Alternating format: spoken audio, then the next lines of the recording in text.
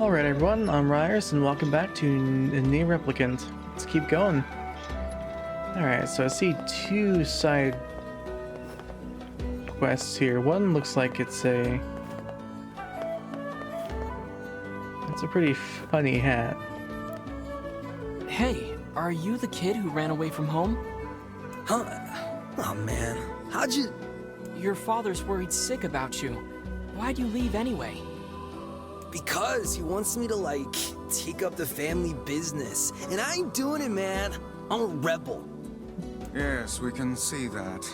Well, perhaps you should let your father know that you're alive and well, and also explain to him why you left. Oh man, why do people always gotta hassle me? Yeah, alright, I'll do it. But first, you gotta do something for me, man. What, man? The guy who runs the tavern's been helping me since I got here.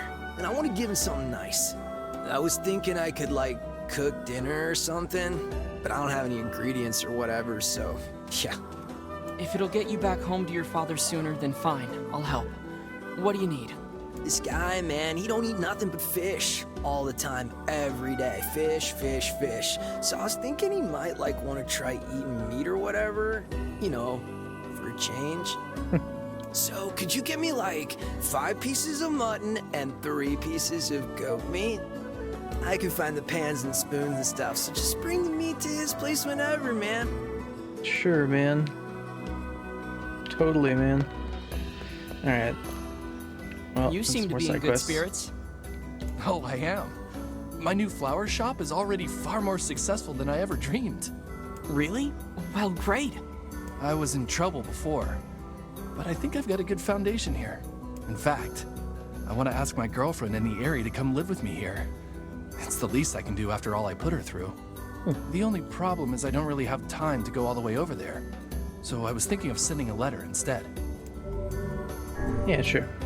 Sounds like it's time sensitive. Want me to deliver it for you? Oh, really? Are you sure? Oh, he is sure. This lad loves nothing more than meddling in other people's affairs. Excellent. Well, my girlfriend lives near the chief's house. Give her this Phrygia with the letter, okay? Alright. I really wanted to give her a lunar tear, but as I'm sure you know, the whole reason they call them legendary is that they're so hard to cultivate. But I did manage to cultivate a Phrygia. She's always liked Phrygias, so I guess things turned out for the best. We're gonna have to be careful with this potted plant. Cultivating lunar tears must require a remarkable amount of work. Yeah, even so. It's nice that guy works so hard to be able to invite his girlfriend out to join him. Alright, what you got for me? Damn, I still don't have enough inventory. What's the problem? Well, I'm trying to get into the trading business, so I'm stocking up on the essentials. You mean like selling local products to faraway lands? Not products so much as raw materials. With every nation running out of the basics, I figure it's a great way to make a killing. But right now, I don't have a source for materials, and it's driving me crazy. If I could make just one transaction, I could get this thing off the ground. But I don't have anything to offer. It's a real, conundrum. I wouldn't mind getting some materials for you to sell. Seriously? Well, that would be great. What do you need? That's a pretty big list, so you might want to write it down in that floating notebook of yours. Okay, let's see. I need 10 bundles of wool, 5 lumps of natural rubber, and 10 goat hides. Oof, that's probably gonna take a while. Is that okay? Take your time. That'll give me a chance to set up shop and fill out forms and the like. But who can say if said girlfriend honestly wanted to wait? What do you mean? Surely the woman desired to live with him, did she not? Well, probably, yeah. But he wasn't able to make it happen. That's why he left her in the village. It would have been difficult, yes, but perhaps preferable to a life of solitude. Why did they not think about how much time and distance would separate them? It doesn't matter anymore. They'll be able to see each other just fine soon enough. Let us hope this is the case. Better watch yourself around that old lighthouse, lady. The heck? I did not press any buttons there. I just let go of my sprint. What was that? Anyway, let's take a look at these. Okay, something is going on with my control here. Alright. I said to restart the game there. That seemed to fix it, but let's check the quests we have here. So that's that done. The Battle of the Twins. Yeah, report back to Popola. Need a bunch of that stuff, which I can get elsewhere. Deliver the letter to the Aerie. And to the library. And then Mutton Goat Meat. Yeah, okay. So nothing more I need to do here except for maybe that, but I'm not going to try right now. Alright, so I guess let's deliver the letter to the Aerie real quick. And maybe kill some sheep and goats along the way.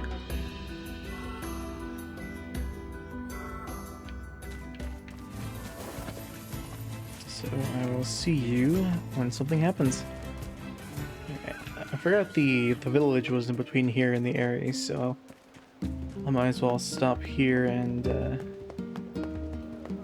turn in a few things like the library and talk to Popola.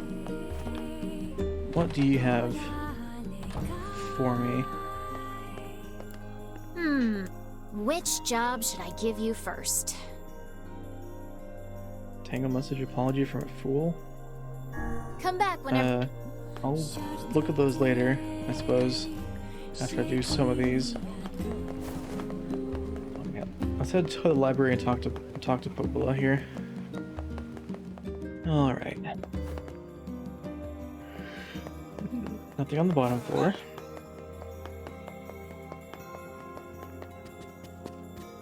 Anything up here?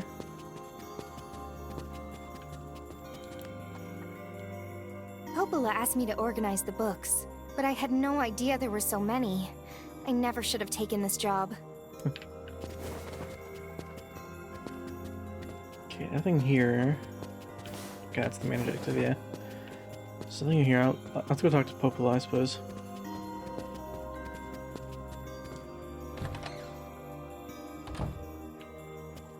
Hey, Popola. The tavern's got your drink. Oh, that's great. Let me get Devil and then we'll head on over. Alright. Let's see this. Let's see how they harmonize together.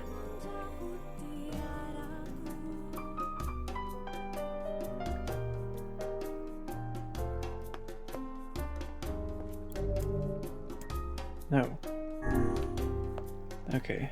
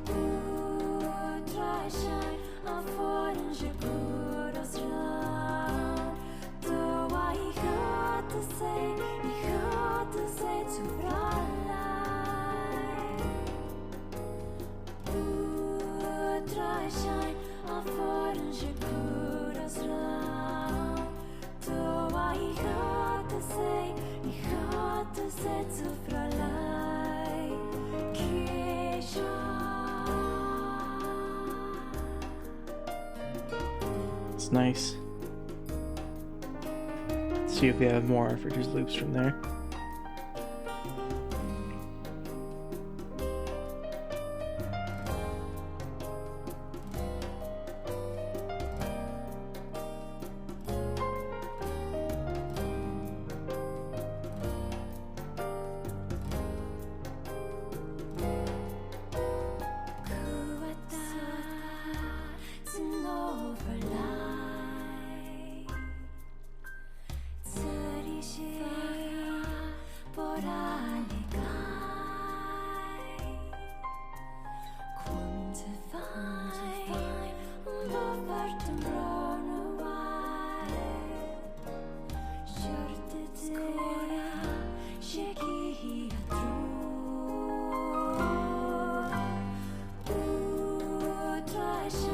it's looping again. Alright, it's fine. Such an unusual sound. I feel like I could listen to this song forever. I hear that. Funny how she can't sing it unless she has that crazy drink, huh? I don't know where that song comes from, and yet somehow it feels oddly familiar. Oh, so beautiful. Reminds me of back when I was a lot younger, it does. Prettier, too. Oh, well, that was lovely. Well, that was fun. Hopefully it won't be so long until the next time. Yeah, it might get copyright claimed, but we'll see. Heavens, what a thrill. I had no idea those two had that in them. Me neither. Alright.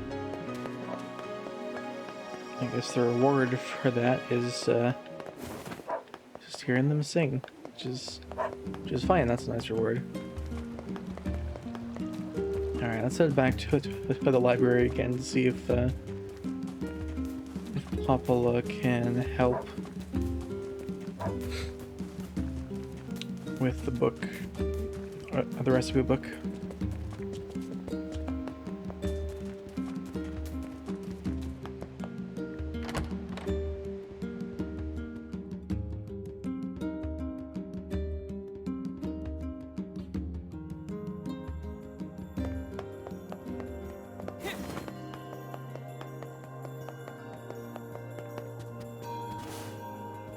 Okay, no other markers I can see from here. The Forest of Myth is to the north, after you cross the small wooden bridge in the northern plains. Yes, well that's not it. Look at this again. Head to the library and see what you can find. Maybe you just need to look at the shelves.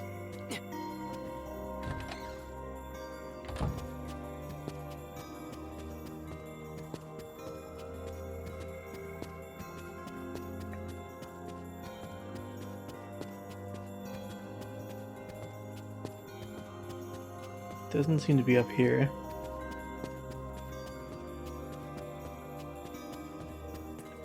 Yep. What's in here? What is the purpose of this place? Beats me. Maybe it's Popola's hobby corner. Huh.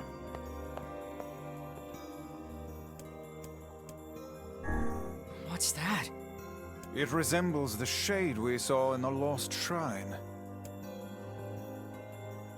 This one is, We one saw from this Facade. cube back in the Baron Temple. Perhaps the Prince of Facade gave it to Popola as a gift? And this is the one from the Airy, right? It's that lizard thing we fought in the Airy. Who would make a figure of that anyway? And what is it doing here? And then the machine. This is from the junk heap. For a decoration, it's certainly in poor taste. Why are these here? Like, it's neat that it's showing us the bosses we've killed, but in the world, why is that here? There has to be a lore reason for that. These books speak of ancient technology far beyond anything we could ever imagine. What could have happened to this world? Black scroll. Anyway, anything here? Or maybe these girls are talking about something? Seems like people did nothing but write books in the old days. And I can't read them either. They're all... Mother and Father are very busy, so I have... Yeah, nothing there. Maybe I can't do it yet. Okay, well, I can't say I tried. I can't say I didn't try, rather.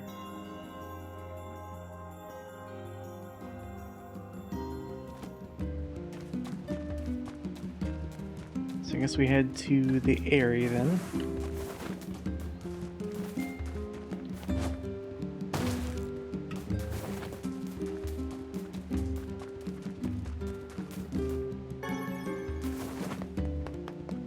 guess I'll meet you guys there.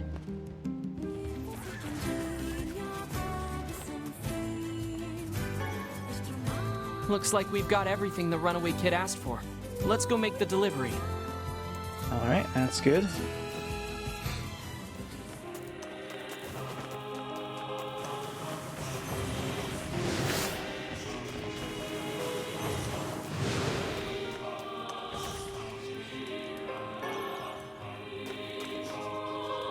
It's later on, so I figured I'd get him now.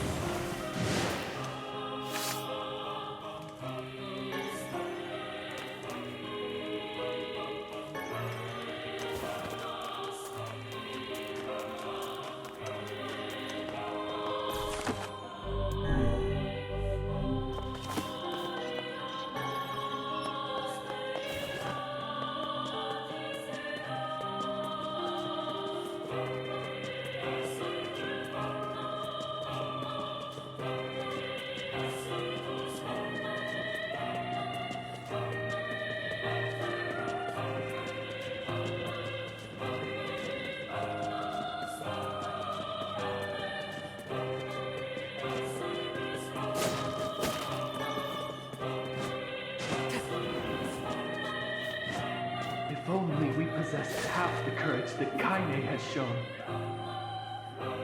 Oh. Is it turning around now? Now that, that's the wrong way. Wait, is it? Yeah, I need to go up there. It's Kaine! The fiend lured the shade here! No, they're not turning around. At least not all of them.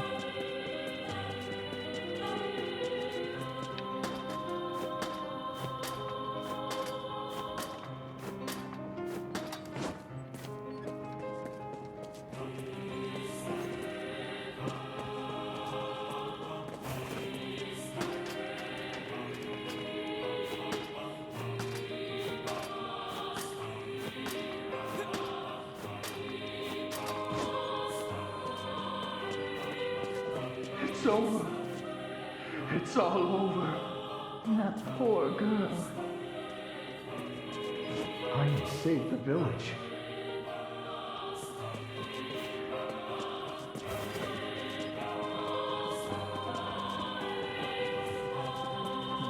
One of these must be the woman's house we needed to deliver the letter to.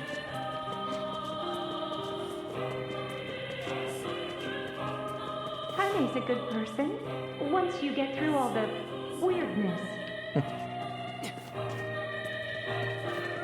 This must be the place the florist was talking about.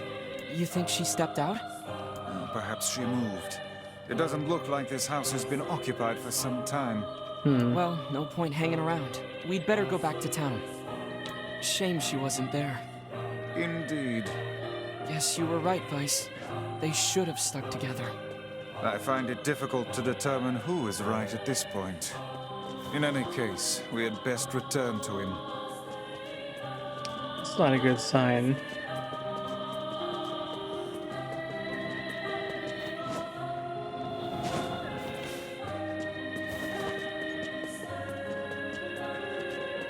That's all I needed to do here. Let's head back to town. Okay, hello.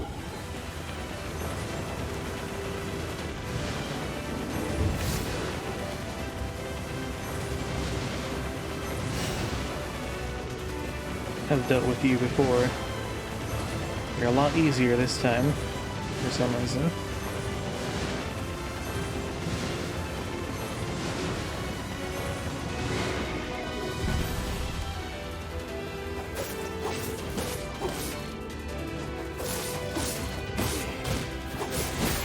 Okay.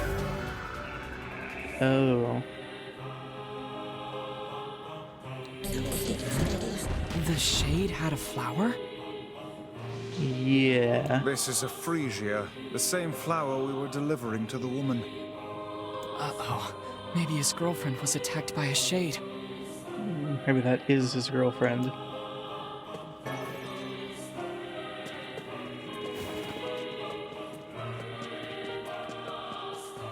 That's not good.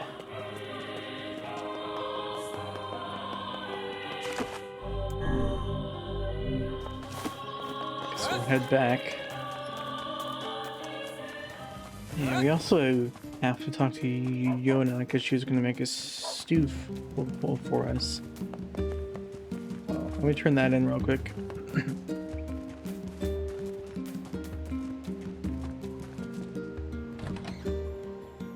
With the venison and the wheat.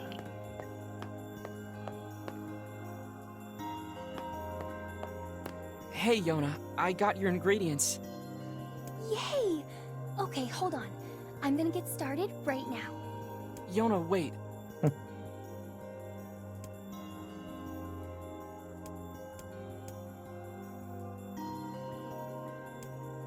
Well, both of these are good tips. I think boiling it too long would be worse, though. Be careful not to boil it too long, okay? Come on, I'd never forget that.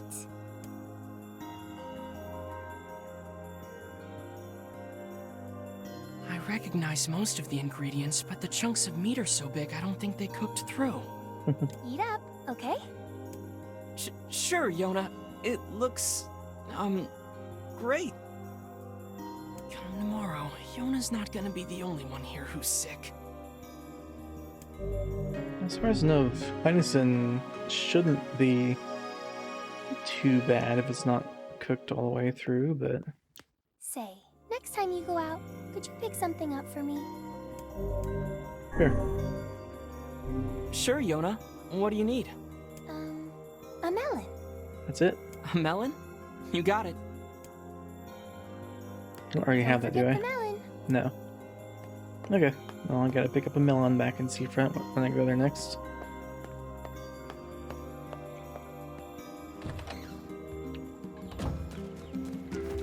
Let's see.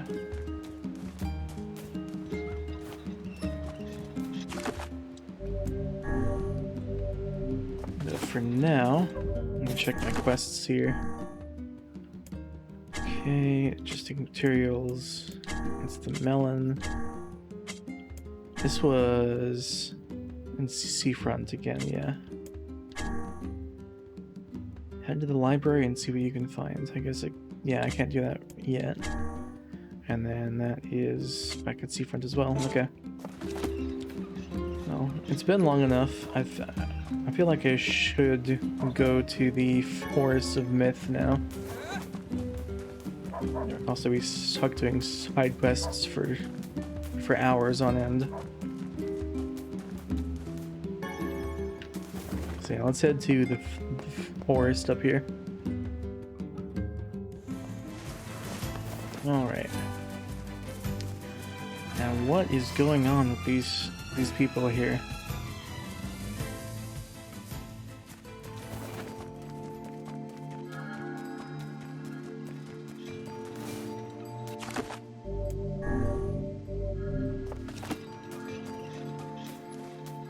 Can talk to him now, at least. It's a good sign. Hi. Beware the words. The words? What do you mean? Contagious words. Those who dream. Those who dream? Hold a moment. There is a strange new sensation in my mind. Vice's voice arose in a quizzical way. It is not quizzical. What's going on? The villager's body shuddered as he slowly opened his eyes. Perhaps we should start by asking this man. Who are you? We heard something happened to this village, so we came to see if we could help. The mayor stared at us. If you can speak to me, I must have caught you in my dream. In your dream? The mayor explained. In the past 3 weeks, a mysterious disease called the Death Dream had spread across the Forest of Myth. Those who caught it were cursed to fall asleep and live forever within the world of their own dreams. The village mayor had determined the death dream was spread from person to person by spoken words. But before he could learn more, the disease took him as well. Vice heard the mayor, his mouth twitching slightly. Now see here. Are you saying that we have been absorbed into your dream? Well, yes. I think you have. In other words, we've caught the death dream? Before the mayor could confirm our suspicion, the Vice exploded with rage. Ridiculous. Preposterous. Completely unfathomable on every conceivable level. I don't even recall falling asleep. That's just how the death dream works. Though polite, the mayor was clearly trying to brush aside the book's remarks. My remarks are not to be brushed aside, fool. The mayor twisted his mouth into an embarrassed grimace, and they quickly changed the subject to who we had seen and what they had discussed since coming to the village. Something there must have caused you to enter my dream. A certain conversation, a specific word, something. We racked our brains, but could find no easy solutions. There were simply too many words to consider, too much random chatter, too many meaningless conversations. Grimoire Weiss does not engage in meaningless conversations. The mere suggestion that the Vice chose his words carelessly seemed to sting his pride. It does not seem to sting my pride, you bloated gasbag of a narrator. It has demolished it utterly. Irritated, the Vice looked skyward, as if searching for answers in the heavens. I was doing no such thing. Just leave me alone already. The anger created by his harsh words bled over to us like a contagion. Wait, did someone just say contagion? Yes, I believe so. Well, what of it? Well, that villager told us to watch out for contagious words, right? The mayor leaned forward with a renewed interest, pushing a startled Vice aside in the process. He must have said something, right? Asked the mayor. Some specific combination of words? What was it? It was about dreaming, or something that dreams, or... what the hell was it? A sheep? Cried Vice suddenly, blurting out the first thing that popped into his head. The others stared at him for a moment before slowly shaking their heads. After a few more minutes of thought, our face suddenly lit up. I remember. Those who dream. That's what he said, I'm sure of it. At this, the mayor produced a thick sheaf of papers from his pocket. He flipped through them a few times before finally nodding his approval. That sounds right, he said, as a stray sheet of paper fluttered to the ground. My notes also mentioned something about that. I bet it was the last thing you heard before you fell asleep. The mayor shook his head, his worn pencil stub tracing lines across a lone piece of paper. For the last month I've done nothing but study the disease we call the death dream, he said. I mean, I'm the mayor, right? It's my job to protect people from whatever comes along. But I never expected a couple of outsiders to start entering people's dreams. The mayor paused, a grimace crossing his face. I should probably be taking the notes or something. The Vice immediately fired back. I applaud the force of will it takes to research a disease in your dreams, he said, but perhaps we should bend your efforts to escaping this place instead of trying to understand it. The mayor's hand tightened around his pencil, snapping off the tip. I've tried to escape. From the very first moment I realized I was locked inside my own dream, I've been looking for a way out, but I don't think it exists. I mean, this is my dream, right? If there was an exit, I'd know about it. He paused for a moment, his unfocused eyes staring at nothing. My village was beautiful, he said to no one in particular, and it was filled with the most wonderful people you could ever hope to meet. But once this disease took hold, things changed. It's like someone took a sponge and soaked all the color out of our lives. I just want us to be whole again. I just want us to be free. And I won't stop trying until it happens. We nod in agreement. Oh, wait a second. I didn't nod. Look, if I can be of any help, said me, just ask. Now hold on, I did not just say that. Silence, my advice. Grimoire looked from me to the mayor and back again, his face filling with confidence. Grimoire Vice's face is always confident, thank you very much. Now see here, Mayor, you told us that nothing can exist in this dream without your knowing of it. But yet you seemed surprised to see us when we first arrived, yes? The mayor slowly raised his hand, realization dawning on his face. Oh my god, he said, you're right. I had no idea you were coming. The human imagination is a limitless engine, said Vice, and dreams are the fuel. If you can imagine an exit, then it must be so. With your permission, we shall search it out. Thank you, said the mayor. I don't know how I can repay you. Payment is not required. We are as eager as you to be done with this place. The mayor suddenly felt as if he could breathe again. He'd almost forgotten what it was like. Good luck, you two, he called it at our departing forms. We're all counting on you. As we slowly faded into the misty forest, the mayor was struck by a sense of déjà vu. I saw this man once before, he thought, but where? Our mood darkened as we trudged through the forest. Hours earlier, when the beauty of the place was still a new thing, he'd been confident they could get in, find the exit, and be home in time for dinner.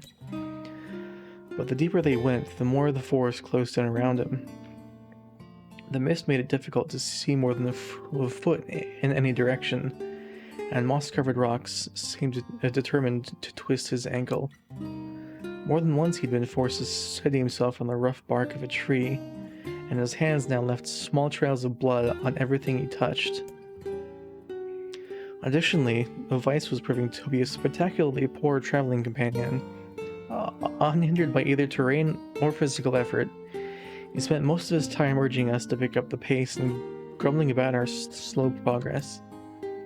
Finally, after Weiss muttered something about legless turtles being more adept at navigating the environment, we snapped. Okay, Weiss, cram it for a second, would you? You don't have to walk. I leaned against the tree and tried to stretch the knots from his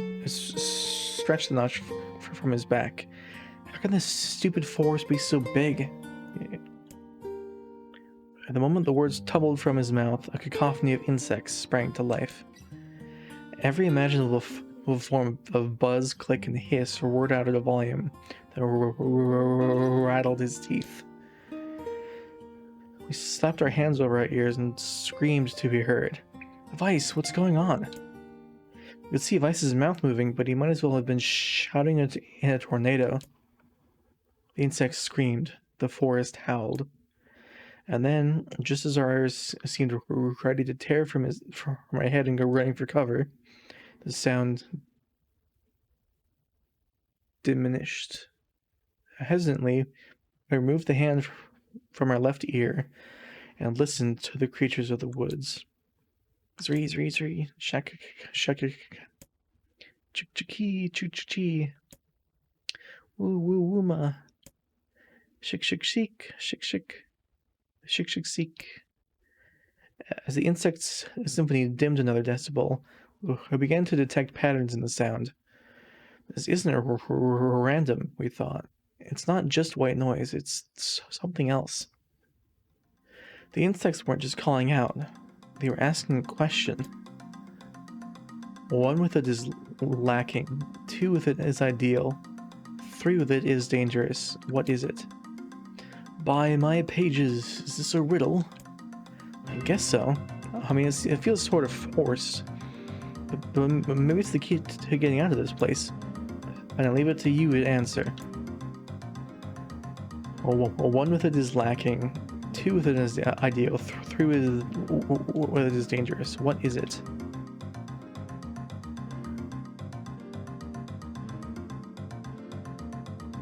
A secret, right? Yeah. Inwardly furious that Vice left the task to him, Louis sighed and gave the only answer that made sense. It's a secret. Right?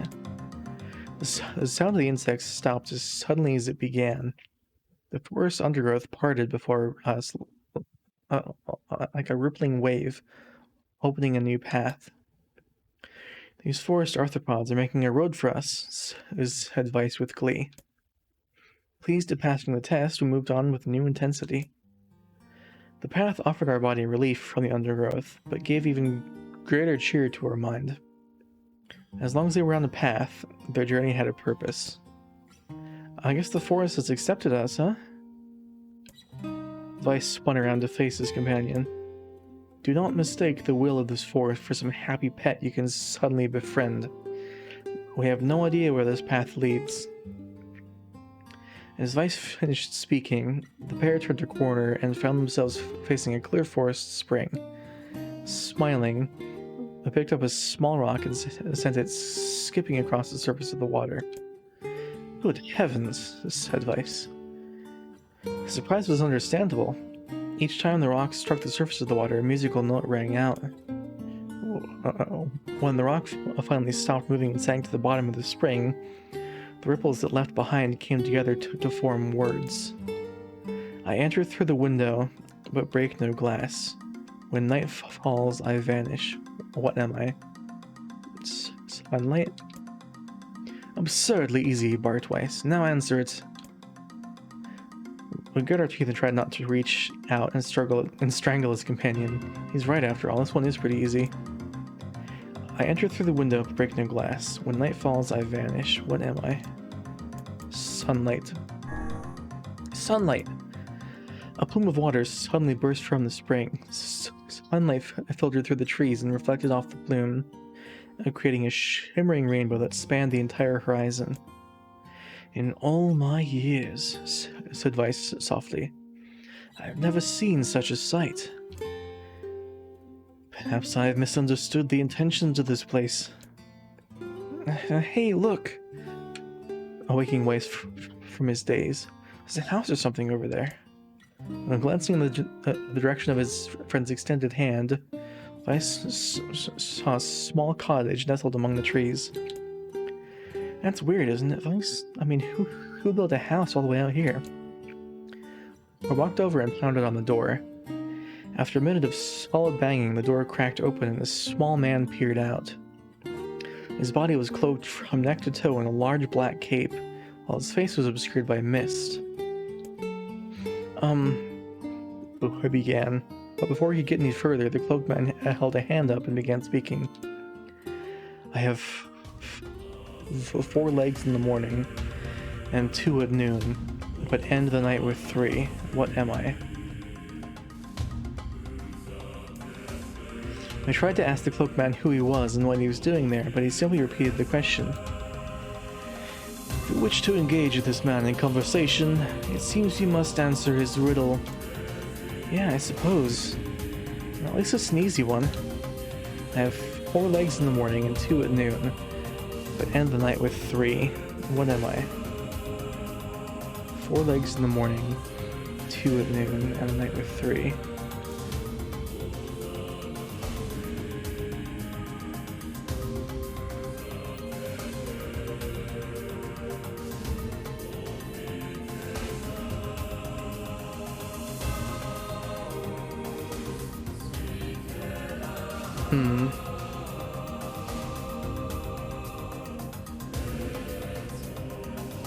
Four legs in the morning, 2 at noon, but end the night with 3.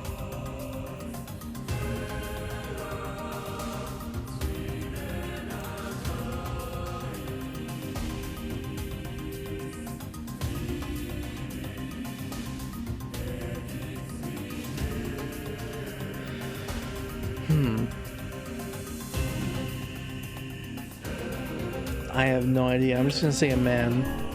A man. The mist dissolved from the cloaked figure as he spoke a single word. Correct. With that, the man flung his garments aside, revealing his true identity. You're the mayor. The small man slowly shook his head. I'm not the mayor you know. Now listen to my words. Long ago, I saw a version of you that was not yourself.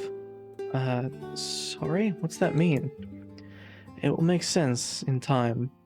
At present, I simply congratulate you for uncracking the seal of the Death Dream. Now you must go to the person at the forest entrance. With that, the man turned on his heel and slammed the door behind him.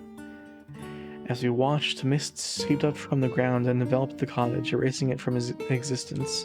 When we returned to the forest entrance, we found the mayor leaning against a tree.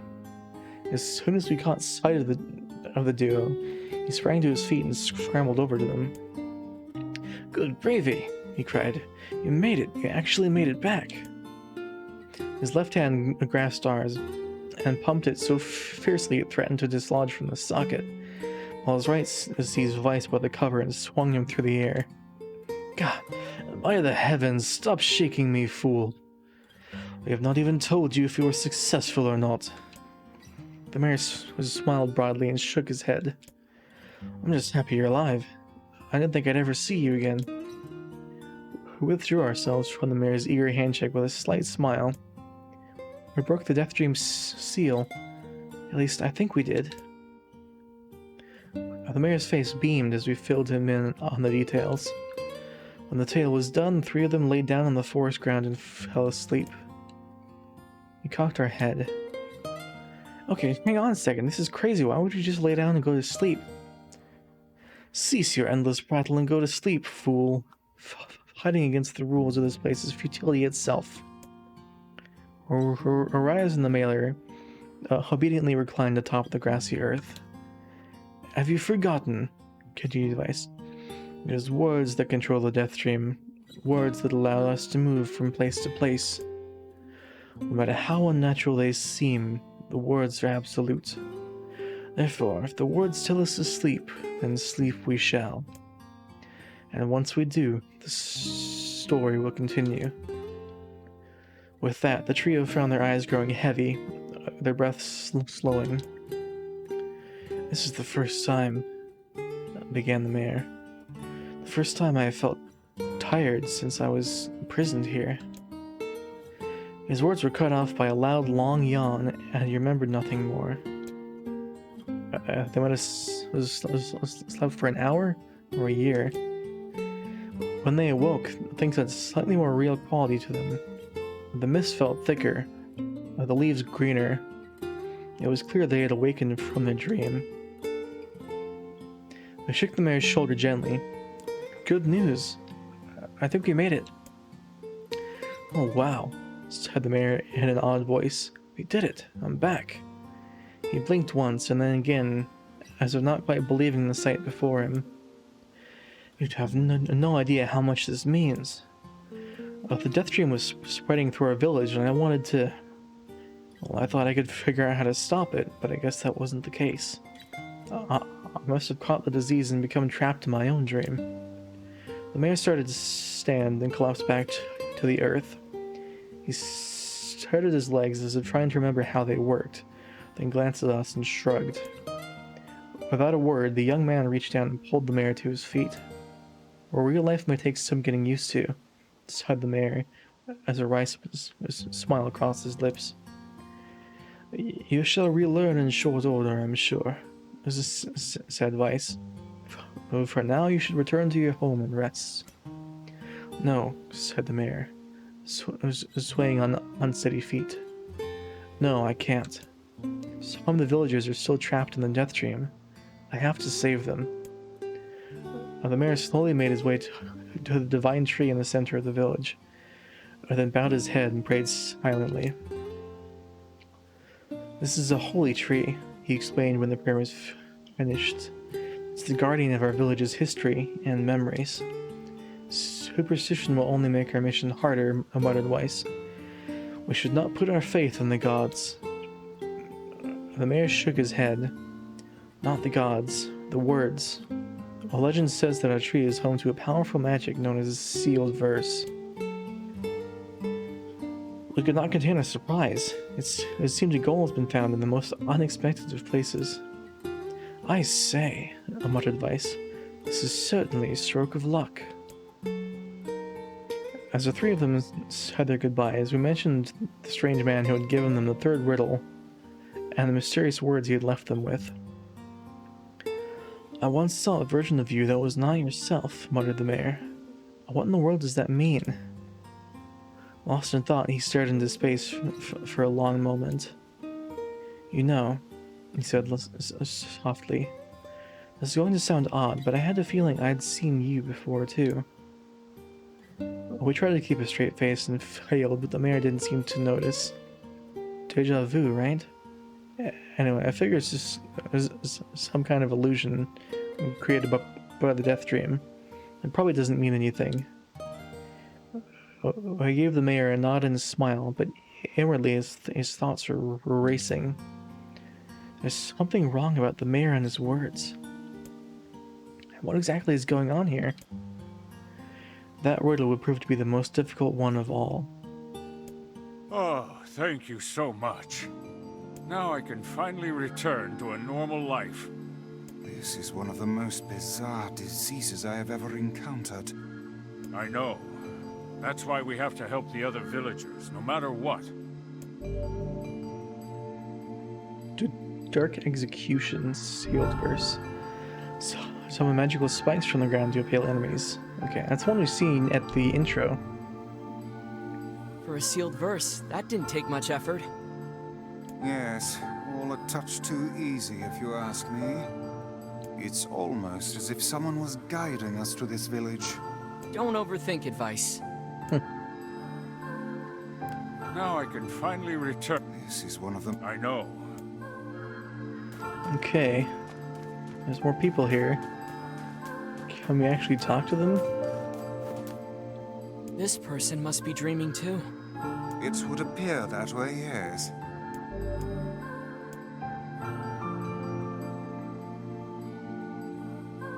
Not yet. I'm gonna just save first.